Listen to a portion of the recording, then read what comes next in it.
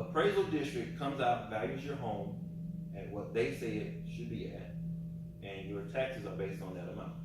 School taxes, all of that is a percentage of your property. So this little account, this is a, let's say, payment account.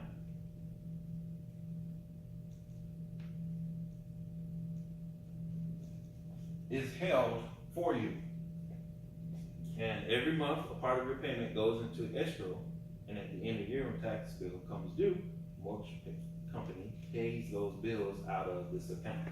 Now, if that account is lower and they have to put money in for you, then they're gonna put that back into your mortgage. That's how your mortgage goes up.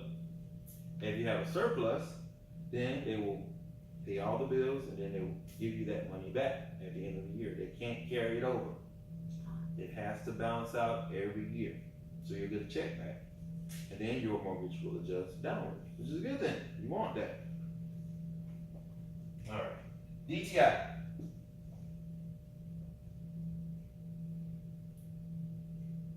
We actually talked about it earlier. That's not debt to income. Yes, it is. Oh.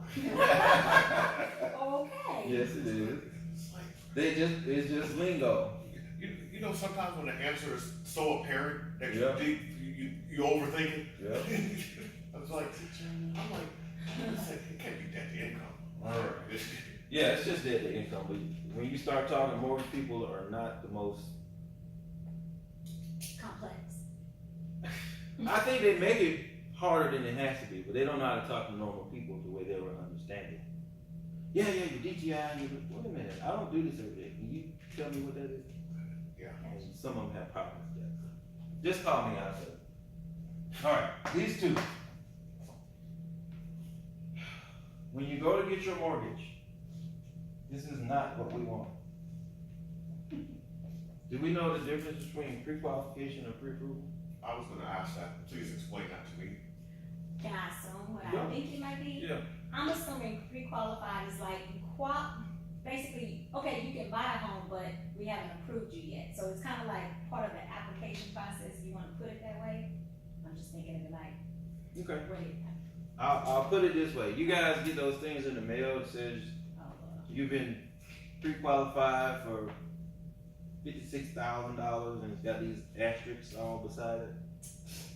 You ever got one of those? yeah, And then you like cars. Right.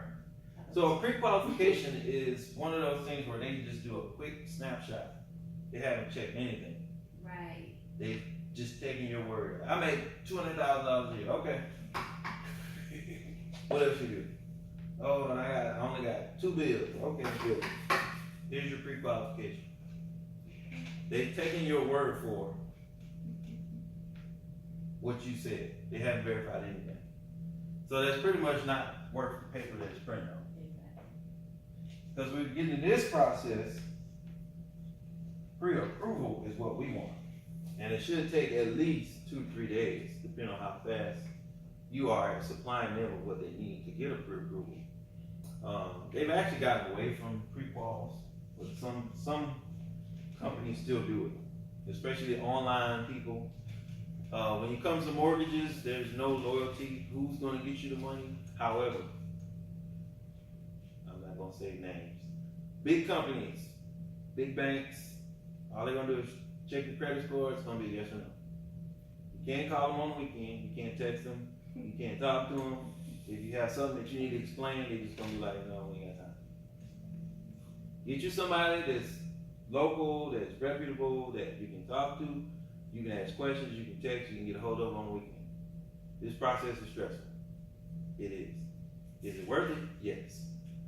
James, I know some of my clients have been telling me that they're either receiving indicators through innuendo or flat out being told that certain real estate agents will not show them a home without a pre-approval. Is that the case? I mean, some do. Okay. I mean, our time is Right, and I wanted to verify that was the case, because, I mean, as we talk about eligibility and, you know, the positioning to buy a home, people that think they're in a position to buy a home, may not in fact, and Actually so aren't. the way that the real estate agents are basically, filtering them out is used with this pre-approval letter. Right. And even pre-approval from only certain institutions.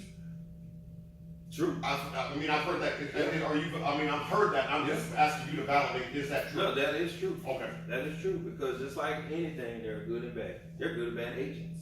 okay, They're good and bad mortgage companies. okay, There's others that are reputable, others that are straight garbage.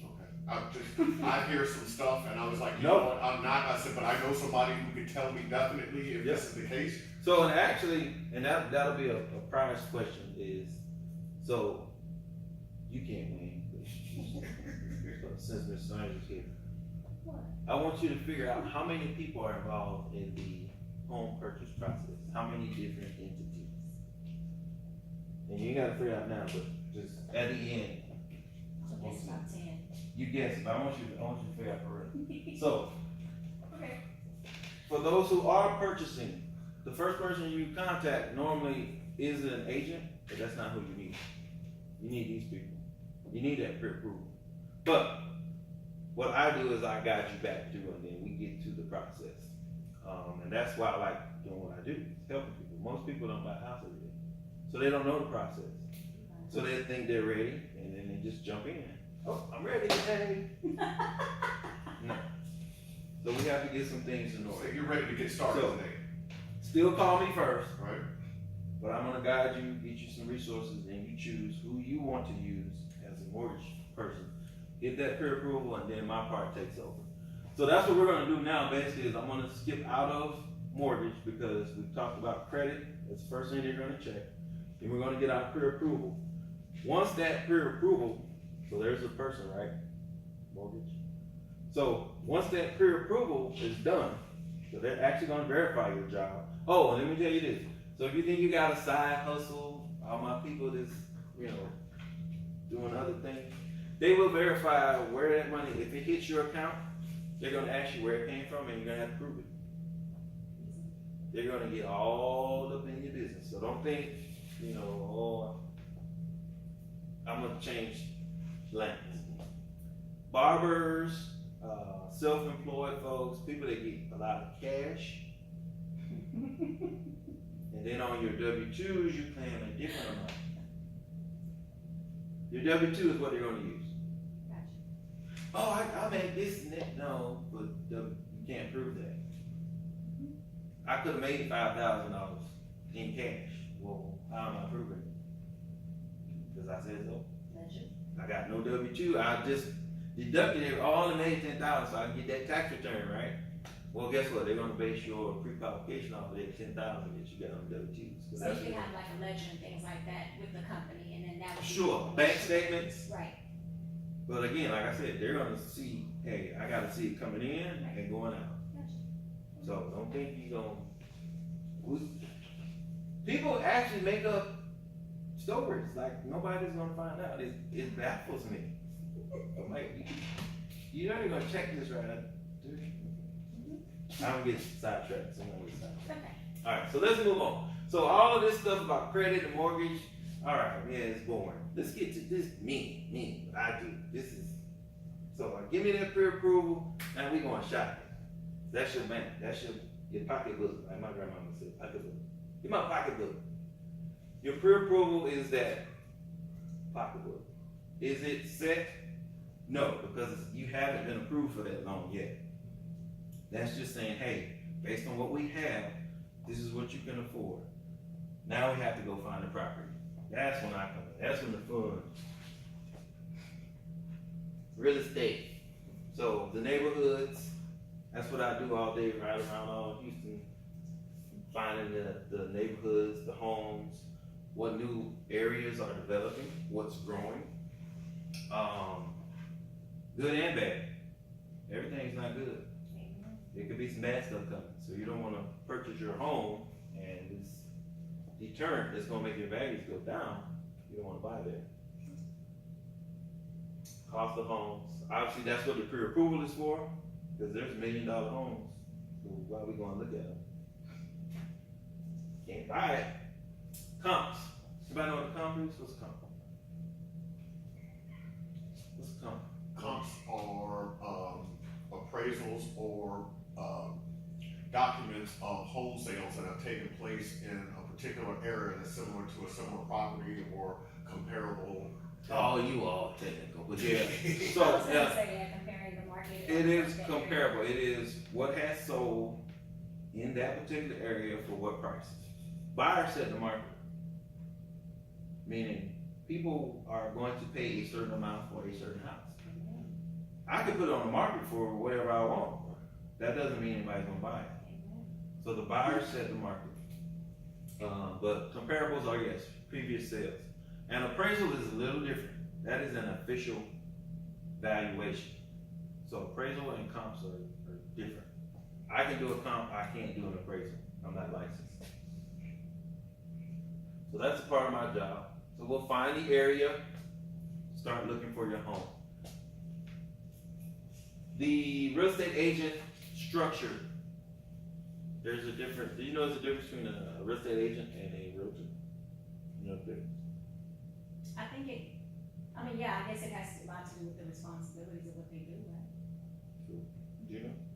No, I know it, I really don't. So I can take my test, pass it, and legally I am a real estate agent to do any real estate deal in the state of Texas. But really, if you think about it, does that make any sense?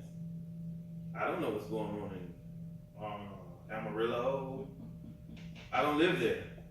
So ethically, because I'm a realtor, I subscribe to a higher set of standards.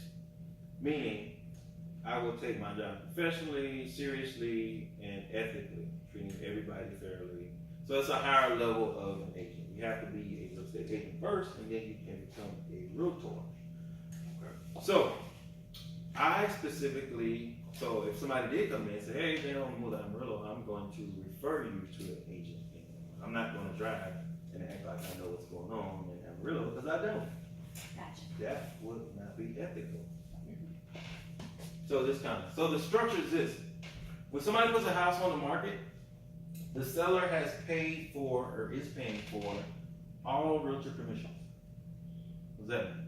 That's how we get paid. They pay a set price. There isn't a set price, the standard price. It's negotiated. So generally speaking, there is no standard, but generally 6% is what a seller pays to put their house on the market. That is split between two companies, the listing agent and the buying agent. So if I'm representing Walter, we're going to look at houses. That commission is already paid by the seller. Walter's not paying. So you have representation just for you. We're splitting that, and the seller's paying that. Why? It only makes sense. The seller's the one with the equity in the house. And they want to sell, so it's an offer to bring a buyer. So that's how we get commission. And then the brokers, brokerages are the only ones who get paid. Individual realtors do not get paid. So if you have a realtor or a real estate agent telling you, oh, you gotta pay me, there's a problem. You need to talk to their broker. Now, if they're brokers, they can be paid. Just understand. And is that clear? Did I cloud the situation? Not at all. So, yeah. Just so you know. All right, interviewing agents. Obviously, you want somebody that's experienced, licensed. Check them out, just like you do everything. Look at reviews. Everything should be online. Look up their license, where they go to school at, how long they've been licensed. Now that this thing, but really, if you're gonna trust somebody to guide you through this process, make sure they know what they're doing. They're bad agents and there's good agents. I'm gonna leave it at that. You decide. I still have to work with all of them. Jesus. Whew. All right. So here's the whole process. We talked about it. So we've started. We got that pre-approval. Now we're with James looking for a house. Now we're going to find that home in the area that you want, and you say, okay, I found it. This is the one. That's when we make our offer.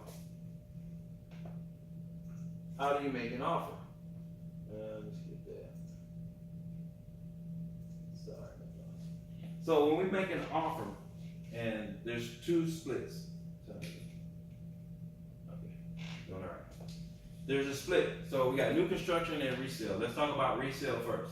The home is already built, and we're dealing with a specific seller.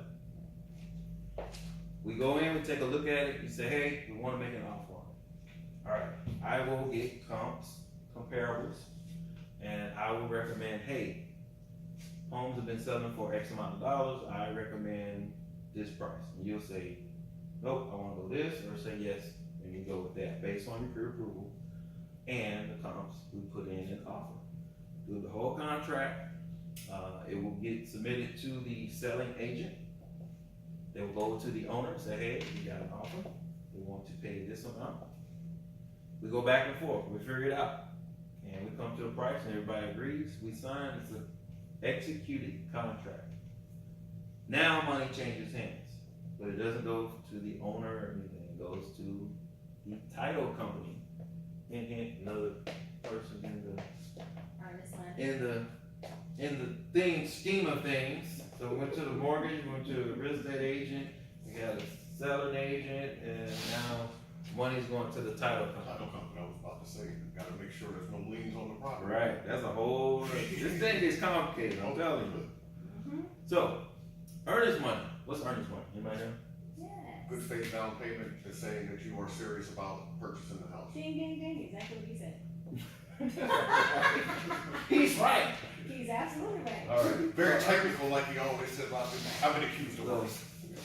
No, we like it. It is, basically, for a contract to be valid, there has to be an equitable exchange. And it kind of also reserves it, so to speak. Exactly. So what happens is the earnest money basically takes the house off the market. It validates the contract.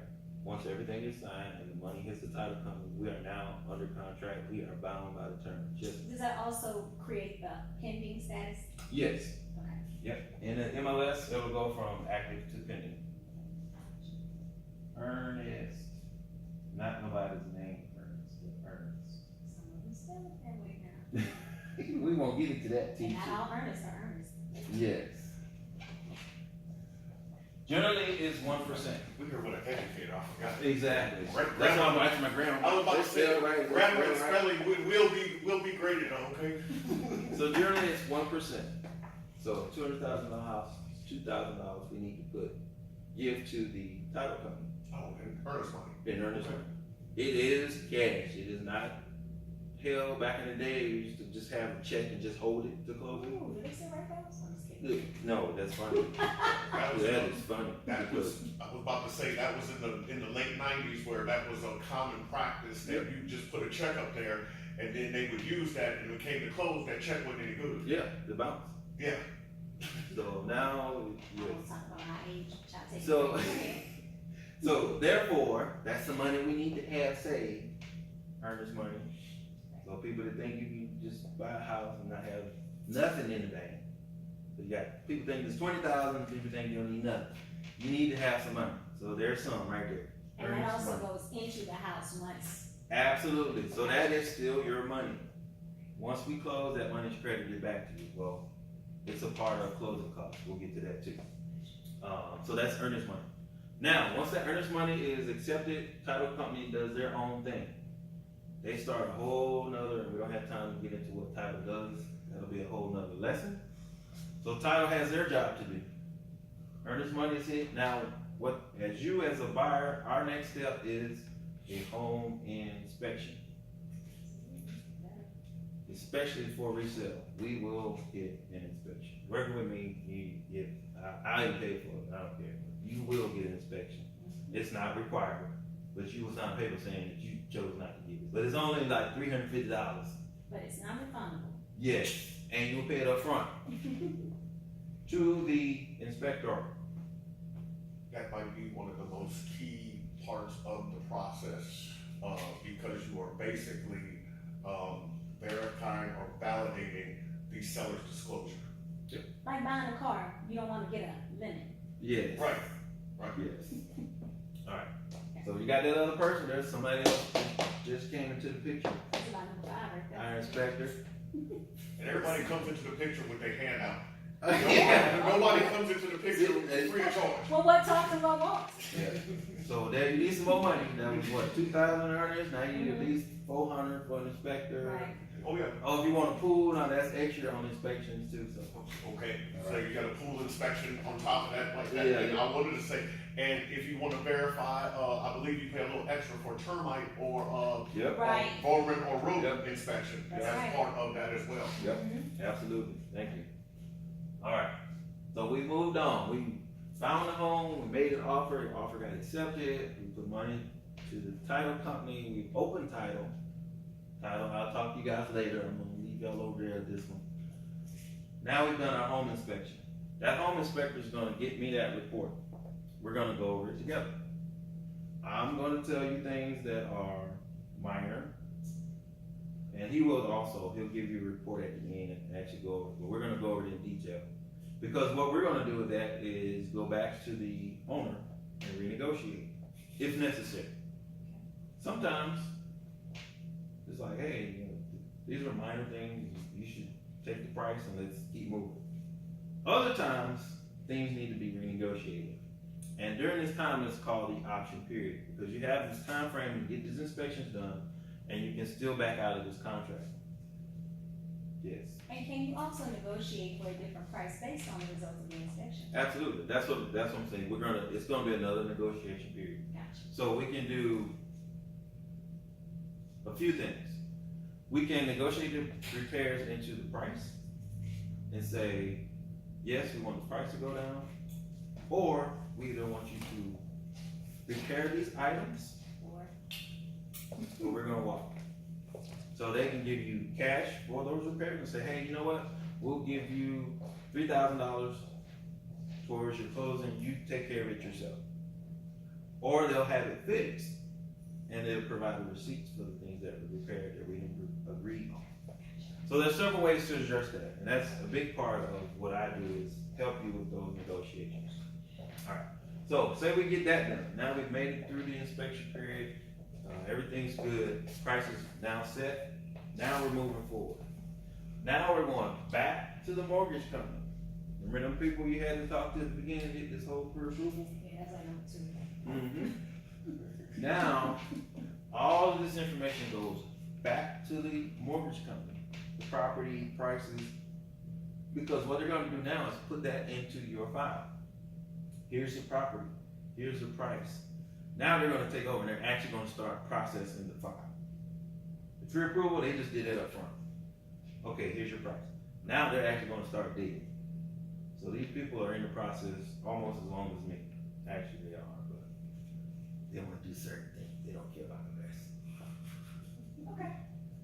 They're gonna dig through your finances with a fine tooth comb. Everything you told them, you gave them, they're gonna go back over it.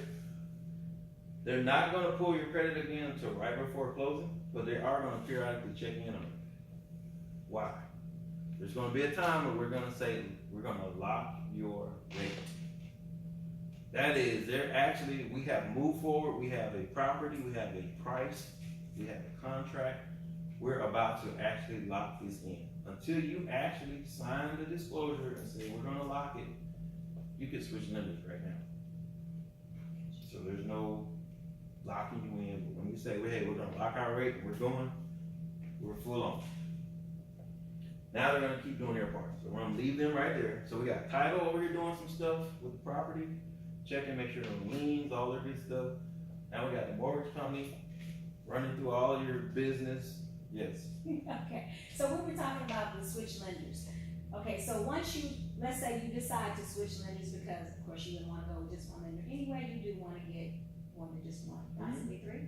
So how does that impact your credit score if you decide to switch lenders? So, Does it? it's for the same line, so it's still for a mortgage, and help me out, Walter, when you get a chance with, you'll probably take a 3-point hit, because they're gonna check it, they're not gonna take anybody else's, everybody has to see it for themselves. Right. Gotcha. So the one thing that you are gonna take a hit, okay, but it's a hit that isn't really affecting you because it's the hit to get approved. Right. So, and the hit is gonna take place after. So if it makes sense, let's, for instance, if you at 750, they're gonna pull, and what they're gonna pull out is 750. But when you go and check after that inquiry, it might be 743, okay? Okay. So easy after you do that is to simply go back to the credit bureaus and say, please remove this hard inquiry. I was using this to buy a home, and when they look and see, because like James indicated, they had already pulled, let's say, 60 days prior, had pulled your credit prior to that, and that's how you got pre-approved. So once you can prove that, and you can go back and look and see, it's the same entity that pulled that. Most cases, we'll get one of them removed, the most recent one. In most cases, I get both of them removed if I can show that the transaction went through. So in fact, you end up getting a bit of a boost after that, because not only I get the last one removed, but the first one as well. But to answer the question, that's the type of stuff, that's specifically what we do. Did we? No, no problem. Okay, I need to take. I'll pause. Okay. I'm ready. Yeah, that's the. You sure? I'll chop it. Okay, so you will chop it. Mm-hmm. Okay, I was gonna say you much better than that. So you basically gonna take this and you're gonna promote this, put it on YouTube, and then you might even keep like cut up parts of it and use like post part of it. Cause like I just took a still and posted you and checked in here while we were doing it, and automatically I'm getting response. Then I'm sorry, I had a call like that. And my largest client is a grass and sod dealer. They have Trump overturns. And so what happens is that, and in this particular case, we had some bodily injury, which I don't know exactly what happened, but somebody swerved, whatever happened. Well, in the case of bodily injury, the Texas Department of Transportation comes out. They take drug tests of my driver right away. Wow. That has to go to Austin and get clear to come back. Well, if I let the DOT do it, it might take 3 weeks. That means that driver has to sit on the road. Doesn't make no money until. I have another client that does mobile drug testing. So I gotta get up, so that was, and they know what they're supposed to do, but they called me to report the accident like I told them. Have you called Tom? Tom, yeah, and mobile drug, no. Oh, well no, I was calling you because the DOT said they on the way. What if I trade, so I called Tom, get out there before they do, because what she'll do, she'll take it to a private lab. She's certified to do that. I'll know tomorrow, or really in about 4 hours, whether or not you're clean. He get back on the road.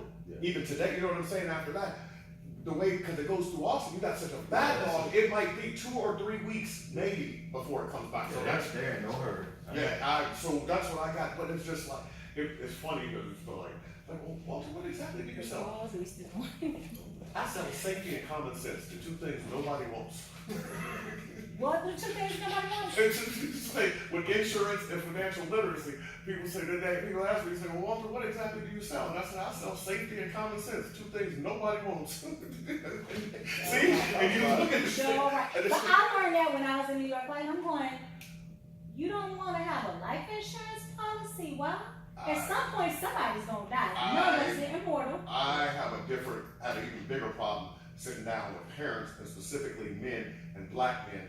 How do you look your wife and children in the family and say that you love them when you have created this financial burden? And I should have used that word, sinkhole, because that's what it becomes in the event that you, as the primary wage earner, if you die, look what you just left them on the hook with. Everything that you left behind, literally. Oh, okay. So and then when I'm looking at it, and my toughest thing, I'm not even talking about whole life or universal. I'm talking about cheap term. Oh, I know. Just to hold you. This is just to cover. I used to have that conversation too, and then I even. But apparently, you would like for them to suffer the shame of having to create GoFundMe, or better than that, some church dinner. So I was about to say some fish fries and some barbecue dinners on Saturday to put you in the ground. But what you would buy $100-some shoes more than once a month, and your policy get half of that. And I'm like, and you won't pay. You won't pay that. Now, sit here and argue with me and tell me why you don't need it. And so then I'm sitting there, I'm looking at them, I'm looking at your wife, I'm looking at them, looking at your wife, and you know what I'm saying? One of us made a mistake coming in, it wasn't me. You know what I'm saying? And my mistake was coming here tonight. No, this, oh But yeah, at this least you is, put it on I your wasn't, mind. I That's wasn't why I good say, at the life insurance even thing, if to me you it was so think simple. disagree, right, at It's least so I put it simple. on your mind. It's up to you to take. Yeah. All right, Literally, you got the water and you just not drinking. Look, you know, we could talk all day. So I'm sorry, carry on. No. Okay. So, this process is ongoing. So that was resale. So I'm gonna pause, I'm gonna jump over to The new construction, perfect. Take out the seller for the resale, input a builder. Okay. Process is the same, just different people. Instead of a personal seller, now you have a builder. That builder has the same thing. Now he's just building the home, but he still has a price. There's still negotiations. So people that you went into that new construction place and you thought you got that deal, what you didn't know is that price that they had on there was still negotiable. But because you wanted to do the salesperson, you didn't want to. Anyway, just my little soapbox. Stop going in them new home places by yourself without no representation. You're signing stuff, you don't know what you're signing. Alright, so that's the only difference is now with new construction, and actually, new construction can be a bigger headache than resale because you got other things that go on, walkthroughs, and oh, this is delayed, and we need a permit. That's a whole other thing. That's what I'm here for. I'm not gonna ask you to do that. Keep that stress down, but you still gonna have some stress. But it'll be worth it. Alright. So where were we? So we did the home inspection, we did earnest money. Oh, so just some examples of things that show up on home inspections. Out of my apartment, one. Yeah.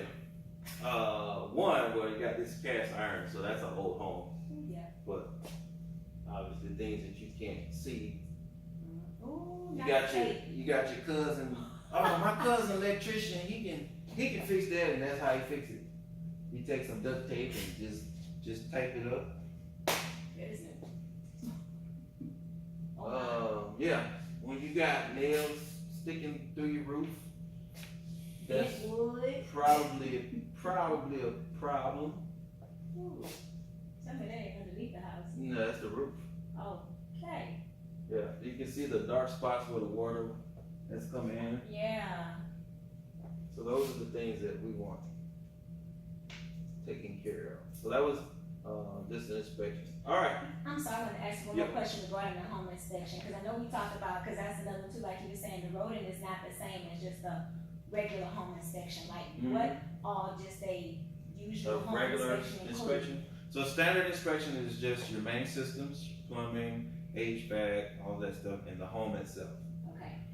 Extras, termites, pools, even septic tanks. Some of our areas still have septic tanks. Yeah. They take different certifications. That not all inspectors have all of those certifications.